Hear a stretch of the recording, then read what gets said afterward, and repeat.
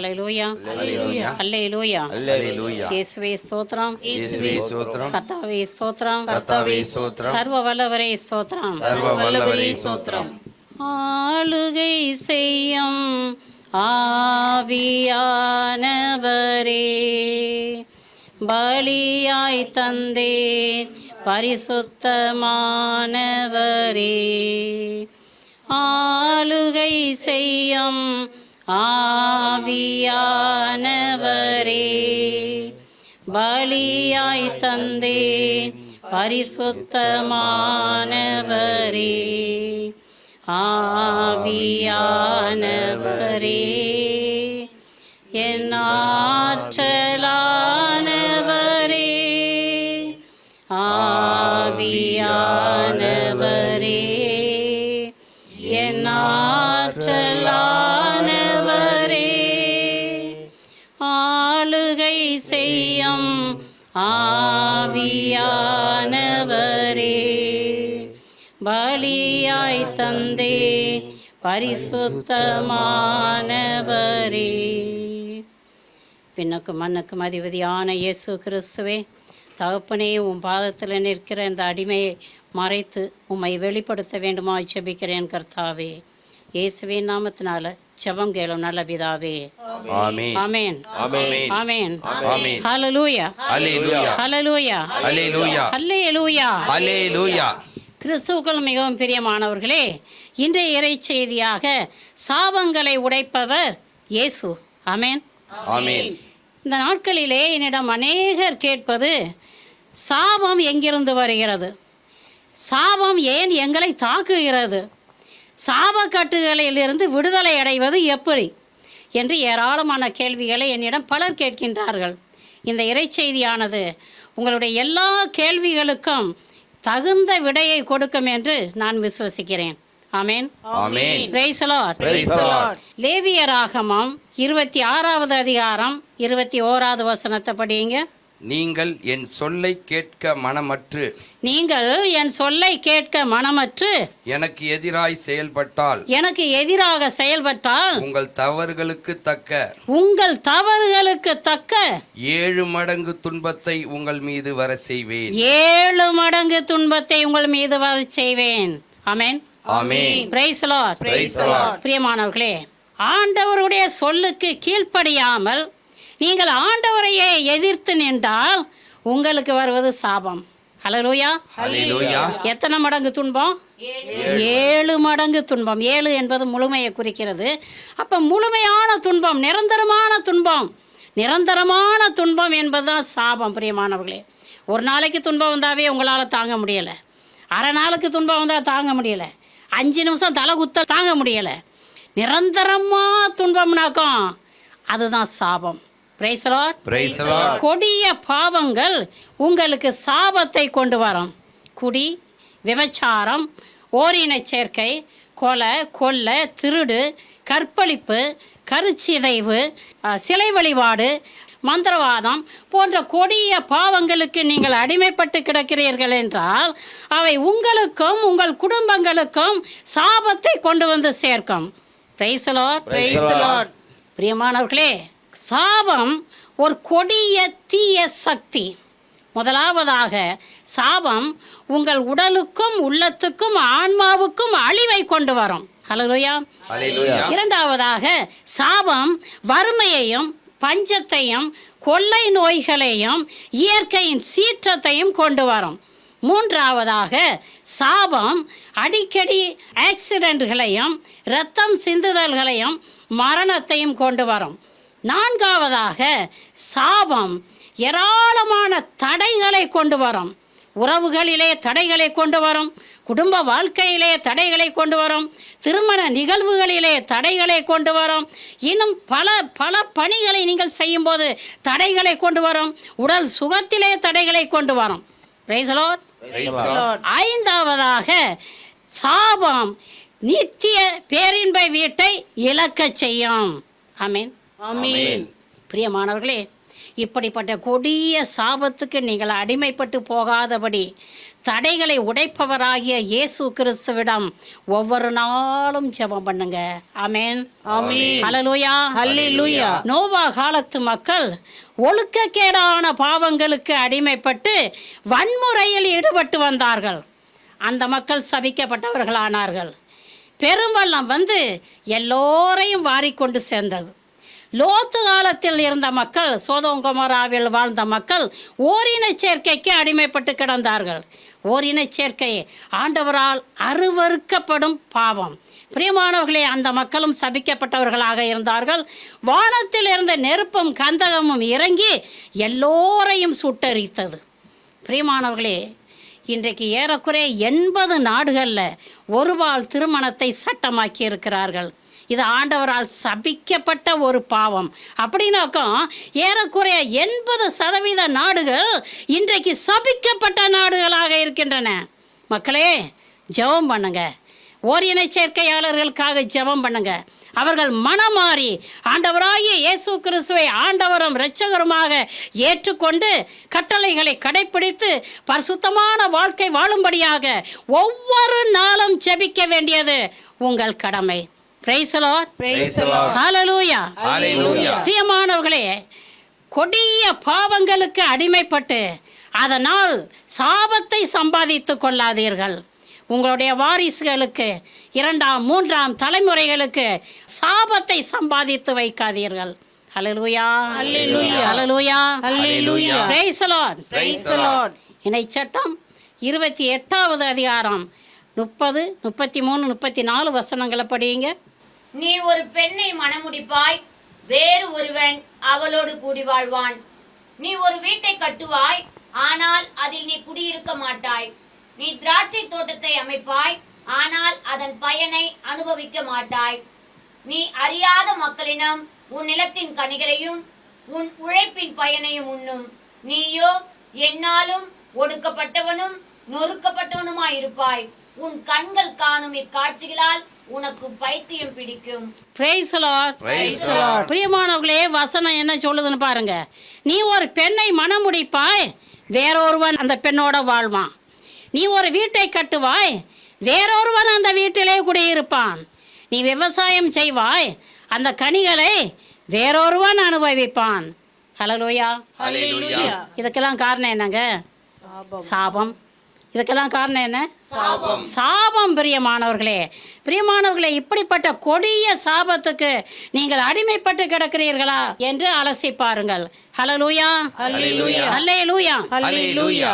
இன்று ஏராளமான குடும்பங்கள்ல அன்பு இல்லை, அமைதி இல்லை, பொறுமை இல்லை, சாந்தி இல்லை, சமாதானம் இல்லை, சண்டை சச்சரவு. காரணம் என்னங்க? சாபம். ஹல்லேலூயா. பிரியமானவர்களே, ஒரு சகோதரன் சமீபத்திலே கடந்து வந்தார். அவர் இப்படியாக சொன்னார், சிஸ்டர், நான் அழகான ஒரு வீட்டை கட்டினேன், நல்ல ஒரு மாடி வீடு சிஸ்டர், அதில் குடியிருக்கலாம்னு சொல்லிட்டு ரொம்ப வாஞ்சையாக இருந்தேன். வீடு கட்டி முடிச்சாச்சு, பால் காய்ப்பு முடிச்சாச்சு, அந்த வீட்டில் குடியேறின அந்த நாளில் இருந்து எங்களுக்குள்ளே சண்டை. பசி எடுக்குது, சாப்பிட முடியலை. தூக்கம் வருது, தூங்க முடியலை. தூங்குறதுக்கு போனாக்கும் யாரோ சத்தமாக பேசுகிறது மாதிரி இருக்குது, யாரோ கத்துறது மாதிரி இருக்குது, ரத்த கவலை அடிக்குது. என்ன செய்கிறதுனே தெரியலை சிஸ்டர். காரணம் என்ன சிஸ்டர் அப்படின்னு கேட்டார். அப்போது வா ஜெபம் பண்ணலாம் அப்படின்னு ஜெபம் செய்தோம். ஆண்டவர் ஒரு சில வெளிப்பாடுகளை எனக்கு கொடுத்தார். அப்போது அந்த மகன்கிட்ட கேட்டேன், தம்பி, நீ மாடி வீடு கட்டியிருக்கிறேன்னு சொல்கிற, அப்போ இந்த வீடை கட்டுறதுக்கு ஏறக்குறைய 1 கோடி ரூபாயாவது செலவாயிருக்குமே அப்படின்னு கேட்டேன். ஆமாம் சிஸ்டர், 1 கோடியை தாண்டிருச்சு சிஸ்டர் அப்படின்னு சொன்னார்.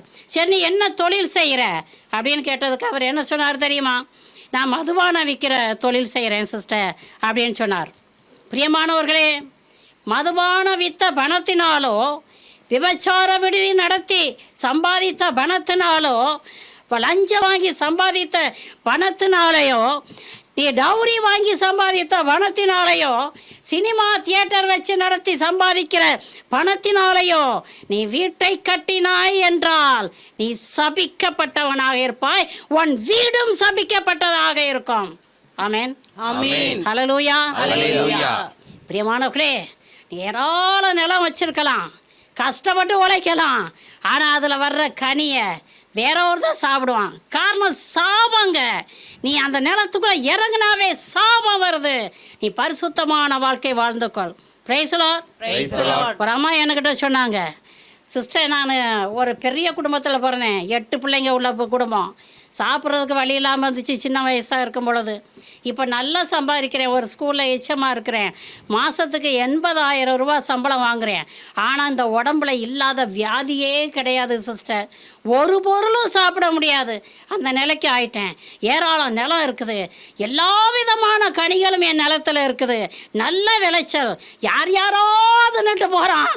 ஐயோ எனக்கு வருத்தமாக இருக்குது சிஸ்டர், ஒரு கனி கூட என்னால் சாப்பிட முடியலை, பைத்தியம் பிடிக்கிறது போல இருக்குது அப்படின்னு சொன்னாங்க. அப்போ நான் எல்லாத்தையும் கேட்டுக்கிட்டு இருந்துட்டு, ஏம்மா நீங்கள் சொல்கிறத பார்த்தாக்கும் இது சாபக்கேடான ஒரு நிகழ்வாக இருக்குது, சாபம் உங்கள் வீட்டில் இருக்குது, உங்கள் குடும்பத்தில் இருக்குது, அதனால தான் இப்படி ஒரு நீங்காத நோய். நம்ம ஜெபம் பண்ணலாம். அதோடு நான் ஒரு காரியத்தை சொல்கிறேன், உங்களுடைய சம்பளத்தில் பாதியை ஏழைகளுக்கு கொடுங்க, அப்போ ஆண்டவர் உங்களை சாபக்கட்டுகளிலிருந்து விடுதலை செய்வார் அப்படின்னு சொன்னேன். இது வரைக்கும் ரொம்ப சந்தோஷமாக பணிவாக கேட்டுக்கிட்டு இருந்த அந்த அம்மா, சிஸ்டர் என்ன சொன்னீங்க, சம்பளத்தில் 40,000 ரூபா கொடுக்கணுமா? சரி அடுத்த வாரம் வரேன் சிஸ்டர் உங்களை பார்க்க அப்படின்னு சொல்லி அந்த அம்மா எந்திரிச்சு போயிடுச்சு. அது பிரியமானவர்களே, சாபத்தோடு செத்தாலும் பரவாயில்லை, நோயோடு செத்தாலும் பரவாயில்லை, இந்த பணத்தை மட்டும் நான் விட்டு கொடுக்க மாட்டேன். பிரியமானவர்களே, டாக்டர்கிட்ட போய் 60,000 செலவழிப்பாங்க அந்த அம்மா, ஏழைகளுக்கு 40,000 செலவழிக்க முடியாது. உன் சாப கட்டுகளில் இருந்து நீ விடுதலை அடையணும்னாக்கும் உன் சம்பளத்தில் பாதியை ஏழைகளுக்கு கொடுத்தே ஆகணும். அப்பொழுது சாபக்கட்டுகளில் இருந்து நீ விடுதலை அடையலாம். ஆமென். Praise Lord. ஒரு பெரிய செல்வந்தர் என்கிட்ட வந்து, சிஸ்டர் எங்கள் வீட்டுக்கு ஜெபிக்கிறதுக்கு வாங்க சிஸ்டர், யாரால நோய் ரொம்ப கஷ்டப்படுறாங்க, குடும்பமே கஷ்டத்தில் இருக்குது சிஸ்டர் அப்படின்னு சொன்னார். அந்த வீட்டுக்கு கடந்து போனேன், எல்லாரும் நோய் வாய்ப்பட்டு கிடக்கு. 5 பேர் அந்த குடும்பத்தை, 3 பிள்ளைங்க, அப்பா அம்மா, 5 பேரும் சுகம் இல்லாமல் இருக்கிறாங்க. அப்போ நான் ஜெபம் பண்ணதுக்கு, தாவே இந்த பிள்ளைகளை சுகப்படுத்துமாப்பா அப்படின்னு ஜெபம் பண்ண பொழுது ஆண்டவர் எனக்கு ஒரு காட்சியை தரிசனத்தில் காட்டினார். இந்த ஆள் ஏழைகளை ஏமாற்றி கொஞ்சம் கொஞ்சம் காசுகளை கொடுத்துட்டு அந்த நிலங்களெல்லாம் அபகரித்து வச்சுருக்கிறாங்க. இப்படியாக அபகரித்து சேர்த்த நிலம் 25 ஏக்கர். அப்போ நான் அந்த ஆள்கிட்ட சொன்னேன், தம்பி இது உண்மையா, நீங்கள் எப்படி நிலத்தை? ஆமாம், அது அந்த காலத்துலலாம் மதிப்பு கம்மி சிஸ்டர், நாங்கள் கொஞ்சம் காசு கொடுத்து வாங்கிட்டோம் தான். சரி இப்போ நான் ஒன்று சொல்கிறேன், நீ எந்தெந்த ஏழையை ஏமாற்றி அவருடைய நிலத்தை நீ அபகரிச்சாயோ அந்தந்த நிலத்தெல்லாம் அவங்கள்ட்ட திருப்பி கொடு, உன் வீட்டில் இருக்கிற நோய் இந்த சாபம் கடந்து போவோம் அப்படின்னு சொன்னேன். எல்லாருக்கும் திருப்பி கொடுக்கவா, அது எப்படி ஆகும் அப்படின்னு கேட்டார். நீங்கள் 5 பேரும் சாபம் நீங்கி சுகத்தோடு வாழணும்னாக்கும் நீ செய்தே ஆகணும், அவருடைய சொத்தை நீ திருப்பி கொடு அப்படின்னு சொன்னதுக்கு அவர் நைஸாக எழும்பி என் மனைவிட்ட கேட்டுட்டு வந்து சொல்கிறேன் சிஸ்டர்னு சொல்லிட்டு போயிட்டார். Praise Lord. அதுலேருந்து அவரும் திரும்பி வரல. பிரியமானவர்களே கவனிங்க, பண ஆசை, பதவி ஆசை, பொருளாசை, சொத்தாசை, சரீர இச்சைக்குரிய ஆசைகளுக்கு நீங்கள் அடிமைப்பட்டு கிடக்கிறீர்கள் என்றால் சத்தியமாக நீங்கள் சாபத்துக்கு அடிமைப்பட்டு கிடக்கிறீர்கள் என்பதை திட்டமும் தெளிவுமாக அறிந்து கொள்ளுங்கள். ஆமென். Praise Lord. 5 விதமான சாபங்கள் உண்டு. முதலாவதாக கடவுளிடமிருந்து வரும் சாபம், இரண்டாவதாக இரத்தம் சிந்துவதால் வரும் சாபம், மூன்றாவதாக கட்டளைகளை மீறுவதால் வரும் சாபம், நான்காவதாக மனிதனை சபிப்பதால் வரும் சாபம், ஐந்தாவதாக தலைமுறையாய் வரும் சாபம். Praise Lord. முதலாவதாக கடவுளிடமிருந்து வரும் சாபம். பிரியமானவர்களே, கடவுளுடைய வார்த்தையை உதாசீனப்படுத்தி சாத்தானுக்கு கீழ்ப்படிந்து துஷ்ட மனிதர்களுக்கு கீழ்ப்படிந்து நீ பாவம் செய்கிறாய் என்றால் நீ சபிக்கப்பட்டவனாக இருப்பாய். பிரியமானவர்களே, கடவுளுடைய வார்த்தை உதாசீனப்படுத்தி சாத்தானுக்கு கீழ்ப்படிந்தார்கள் ஆதாமும் ஏவாளும், அவர்கள் சபிக்கப்பட்டு போனார்கள். Praise Lord. தொடக்க நூல் 3ஆம் அதிகாரம் 14-15 வசனங்களை படியுங்க. ஆண்டவராகிய கடவுள் பாம்பிடம், நீ இவ்வாறு செய்ததால் கால்நடைகள் காட்டு விலங்குகள் அனைத்திலும் சபிக்கப்பட்டிருப்பாய், உன் வயிற்றினால் ஊர்ந்து உன் வாழ்நாள் எல்லாம் புழுதியை தின்பாய், உனக்கும் பெண்ணுக்கும் உன் வித்துக்கும் அவள் வித்துக்கும் பகையை உண்டாக்குவேன், அவள் வித்து உன் தலையை காயப்படுத்தும், நீ அதன் குதிகாலை காயப்படுத்துவாய் என்றார். Price the Lord. பிரியமானவர்களே, ஆண்டவராகிய கடவுள் உண்டாக்கிய எல்லா காட்டு விலங்குகளிலும் பாம்பு மிகவும் சூழ்ச்சி மிக்கதாக இருந்தது என்று தொடக்க நூல் 3ஆம் அதிகாரம் 1ஆம் வசனத்திலே வாசிக்கிறோம். பாம்பு ஒரு விலங்கு. அப்படி என்றால் அந்த விலங்கிற்கு நிச்சயமாக கால்கள் இருந்திருக்க வேண்டும். இந்த பாம்பு சூழ்ச்சி மிக்கதாக இருந்ததை கண்ட சாத்தான் அந்த பாம்புக்குள்ளே நுழைந்து ஆதாம் ஏவாளை வஞ்சித்தான். கடவுள் பாம்பை சபிக்கிறார். பிரியமானவர்களே, எப்படி சபிக்கிறார் என்று பாருங்கள். உன் வாழ்நாள் எல்லாம் உன் வயிற்றினால் ஊர்ந்து மண்ணை தின்பாய். சாத்தான சபிக்கிறார். உனக்கும் பெண்ணுக்கும் உன் வித்துக்கும் அவள் வித்துக்கும் பகையை உண்டாக்குவேன், அவள் வித்து உன் தலையை நசுக்கும் என்று சொல்கிறார். பிரியமானவர்களை கவனிங்க. பாம்புக்குள்ள சாத்தான் நுழைஞ்சு சாத்தான் தான் ஆதாம் ஏவாளை வஞ்சித்தான். அப்படிதானே? பாம்பு என்ன செஞ்சிச்சு? பாம்பையும் கடவுள் சபிச்சிட்டாரு.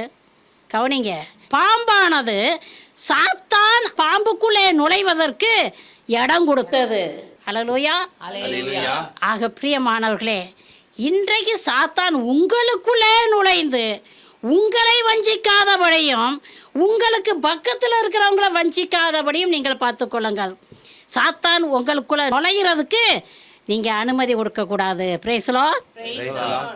அனுமதினா என்ன? நீங்கள் பாவம் செய்யும் போது அவன் என்ன செய்வான்? டக்குன்னு உள்ளே வந்துடுவான். அப்போ பாவம் செய்யாமல் பரிசுத்தமாக இருக்க வேண்டும். பாவம் யாரெல்லாம் செய்கிறீங்களோ அவங்களுக்குள்ளே சாத்தான் நுழைஞ்சு வஞ்சிப்பான். அது பிரியமானவர்களே, சாத்தான் உங்களை வஞ்சிக்க வர்றானாக்கும் 2 கொம்போட கரேன்னு வந்து நிற்க மாட்டான். எப்படி வருவான்? நல்ல அழகான ஒரு உருவத்தோடு வந்து நிற்பான். அழகான பெண்ணாக வந்து நிற்பான், அழகான ஆணாக வந்து நிற்பான். அல்ல உன்னைய வஞ்சிக்கிறது உன் நண்பனை வச்சு தான் வஞ்சிக்கணும் அப்படின்னு சொன்னாக்கும் நண்பனுக்குள்ளே புகுந்து அவன் உனக்கிட்ட வருவான். அவன் உனக்கிட்ட வரான். நண்பனுக்குள்ளே புகுந்தாச்சு. நண்பன் உனக்கிட்ட வர்றான். என்னடா ரொம்ப சோகமாக உட்காந்துருக்குற, என்ன ஆச்சு அப்படின்னு கேட்குறான். யார்? நண்பன் கேட்குறான். நண்பனுக்குள்ளே இருக்கிறது யார்? பிசாசு. பிசாசு கேட்குது. அப்போது இந்த நண்பன் என்ன செய்கிறான்? உனக்கு தெரியாதாடா, எனக்கு எவ்வளோ கடன் பிரச்சனை, அதில் தான் நான் கவலையாக உட்காந்துருக்கிறேன் அப்படின்னு சொல்கிறான். அப்போது இந்த பிசாசு என்ன சொல்லுது? டேய், நீ கவலையாக இருந்து என்னத்தை வாரி கட்டிட்டு போக போகிற? வா வா, டாஸ்மாக் கடைக்கு போகலாம். ஒரு குவார்ட்டர் அடிச்சுட்டு வந்தாக்கும் கவலையெல்லாம் தீர்ந்து போயிடும். அப்போது இந்த சகோதரன் சொல்கிறான், ஏய் எனக்கு பணம் இல்லைடா, நான் வரலடா அப்படின்னு சொல்லிட்டு. அப்போ நண்பன் என்ன சொல்கிறான்? பணம் என்னடா வேணாம், நீ வாடா என் கூட, நான் பார்த்துக்கிறேன். போயாச்சு. டாஸ்மாக் கடைக்கு போய் ஒரு குவார்ட்டர் அடித்தாச்சு. அதுக்கு பிறகு நண்பர் சொல்கிறாரு, சரி வா சும்மா உட்காந்து என்ன செய்கிறது, ஒரு ப்ளூ மூவி பார்க்கலாம். அதுவும் பார்த்தாச்சு. சரி வா அப்படி ஜாலியாக சின்ன வீடு வரைக்கும் போயிட்டு வரலாம். அங்கேயும் போயிட்டு வந்தாச்சு. பாக்கெட் காலி ஆயிடுச்சு, காசு இல்லை. இப்போது நண்பன் சொல்கிறான், டேய் காசு தீர்ந்து போச்சு, நாளைக்கு நமக்கு செலவுக்கு காசு வேணும், அதோட உன் கடன் பிரச்சனையும் தீரணும். எனக்கு ஒரு ஐடியா வருது. என்னங்க ஐடியா சொல்லுங்க. அந்த இடத்துல இல்லை, அந்த வீட்டில் ஒரு பாட்டி மட்டும்தான் இருக்குது. பிள்ளைங்களாம் வெளிநாட்டில் இருக்கிறாங்க. ஏராளம் தங்கம் இருக்குது, ஏராளம் பணம் இருக்குது. நம்ம போவோம். அந்த பாட்டி முழிச்சுக்கிட்டு இருந்துச்சுனாக்கா பாட்டியை முதல்ல ஜோலியை முடிப்போம். அதுக்கு பிறகு எல்லாத்தையும் மாறிட்டு வருவோம். உன் கடன் பிரச்சனை தீர்ந்துச்சு, நம்ம ஜாலியாக இருக்கலாம். நண்பன் எப்படி அறிவுரை கொடுக்குறான்? நண்பனுக்குள்ளே இருந்தால் பிசாசு எப்படி அறிவுரை கொடுக்குது? உடனே இந்த சகோதரனுக்கு பயங்கர சந்தோஷம். என் கடன் பிரச்சனை தீர்ந்துருமா? தீர்ந்துரும், போகலாம். போயாச்சு. பாட்டியை கொன்னாச்சு, எல்லா பொருளையும் கொள்ளையடிச்சிட்டு வந்தாச்சு. இப்போ எத்தனை சாபம் அவங்களுக்கு வந்திருக்குது கணக்கு பண்ணுங்க. டாஸ்மாக் கடையில் போய் குடித்தது ஒரு சாபம், ப்ளூ மூவி பார்த்தது ஒரு சாபம், விபச்சாரம் செஞ்சது ஒரு சாபம், பாட்டியை கொன்னது ஒரு சாபம், எல்லாத்தையும் கொள்ளையடிச்சிட்டு வந்தது ஒரு சாபம். ஆமேன். எத்தனை சாபம் வந்திருக்குது? 5 சாபம். பிரியமானவர்களே, சாத்தான் உங்கள் நண்பன் வழியாக வருவான். அவன் வந்து உங்களை கூப்பிடுவான், டேய் வாடா சினிமாவுக்கு போகலாம், வா சீரியல் பார்க்கலாம், வா சிகரெட் அடிக்கலாம், வா போதை பொருட்களை போடலாம், வா ஹோட்டலில் போய் சாப்பிடலாம், உன் வீட்டில் பணம் இருந்தால் திருடிட்டு வா, ஜாலியாக இருக்கலாம். இப்படி சொல்லும் போது நீங்கள் என்ன செய்யணும்? பாம்பை கண்டு ஓடுறது போல் ஓட்டம் பிடிக்கணும். ஆமேன். ஹல்லேலூயா ஹல்லேலூயா. தொடக்க நூல் 3ஆம் அதிகாரம் 16 19 வரை வாசியுங்க. அவர் பெண்ணிடம், உன் மகப்பேற்றின் வேதனையை மிகுதியாக்குவேன், வேதனையில் நீ குழந்தைகள் பெறுவாய், ஆயினும் உன் கணவன் மேல் நீ வேட்கை கொள்வாய், அவனோ உன்னை ஆள்வான் என்றார். அவர் மனிதனிடம், உன் மனைவியின் சொல்லை கேட்டு உண்ணக்கூடாது என்று நான் கட்டளையிட்டு விலக்கிய மரத்திலிருந்து நீ உண்டதால் உன் பொருட்டு நிலம் சபிக்கப்பட்டுள்ளது. உன் வாழ்நாளெல்லாம் வருந்தி அதன் பயனை உழைத்து நீ உண்பாய். முட்செடியையும் முட்புதரையும் உனக்கு அது முளைப்பிக்கும். வயல்வெளி பயிர்களை நீ உண்பாய். நீ மண்ணிலிருந்து உருவாக்கப்பட்டதால் அதற்கு திரும்பும் வரை நெற்றி வியர்வை நிலத்தில் விழ உழைத்து உன் உணவை உண்பாய். நீ மண்ணாயிருக்கின்றாய், மண்ணுக்கே திரும்புவாய் என்றார். Price the Lord. பிரியமானவர்களே, ஆண்டவராகிய கடவுள் ஏவாளை பார்த்து, உன் மகப்பேற்றின் வேதனையை அதிகமாக்குவேன், உன் கணவன் உன்னை ஆண்டு கொள்வான். எப்படிப்பட்ட சாபம்னு பாருங்க. ஆணுக்கும் பெண்ணுக்கும் சரிக்கு சமம் என்று ஆண்டவர் படைச்சாரு. இன்னைக்கு என்ன நடந்துச்சு? ஏவாள் விளக்கப்பட்ட கனியை உண்டு ஆண்டவருக்கு கீழ்ப்படியாமை என்ற பாவத்தை செய்த காரணத்தினால் அவள் சபிக்கப்பட்டு போனாள். அது பிரியமானவர்களே, இன்னைக்கு ஏராளமான பெண்கள் என்று சொல்றது என்னன்னாக்கும், எங்கள் வீட்டுக்காரர் எங்களை அடிக்கிறாரு, எங்களை ரொம்ப கஷ்டப்படுத்துறாரு, துன்பப்படுத்துறாரு, எங்களுக்கு ரொம்ப கஷ்டமா இருக்குது, ஒரு அடிமையை போல நடத்துறாரு சிஸ்டர், ஓடி போகலாம் போல இருக்குது, தற்கொலை செஞ்சுட்டு செத்து போயிடலாம் போல இருக்குது, இந்த வாழ்க்கை வேண்டவே வேண்டாம் சிஸ்டர் அப்படின்னு சொல்லி நிறைய பேர் என்கிட்ட கம்ப்ளைண்ட் பண்ணுறாங்க. இது காரணம் என்னங்க? சாபம். சாபம். ஆக பிரியமானவர்களே, இந்த சாப கட்டுகளிலிருந்து எனக்கு அருமையான சகோதரிகளே, நீங்கள் விடுதலை அடைய வேண்டும் என்றால் முதலாவதாக ஆண்டவராகிய இயேசு கிறிஸ்துவை ஆண்டவர் மீட்பருமாக ஏற்றுக்கொள்ளுங்கள். இரண்டாவதாக கட்டளைகளை கடைபிடித்து கடவுளுக்கும் மனிதருக்கும் உகந்த பரிசுத்தமான வாழ்க்கை வாழுங்கள். மூன்றாவதாக இறை வார்த்தையை இரவும் பகலும் வாசித்து தியானித்து அதை வாழ்வாக்குங்கள். நான்காவதாக நற்செய்தியை பறைசாற்றுங்கள். இந்த 4 காரியங்களையும் நீங்கள் செய்யும் பொழுது ஆண்டவர் உங்களை அருளால் நிரப்புவார்.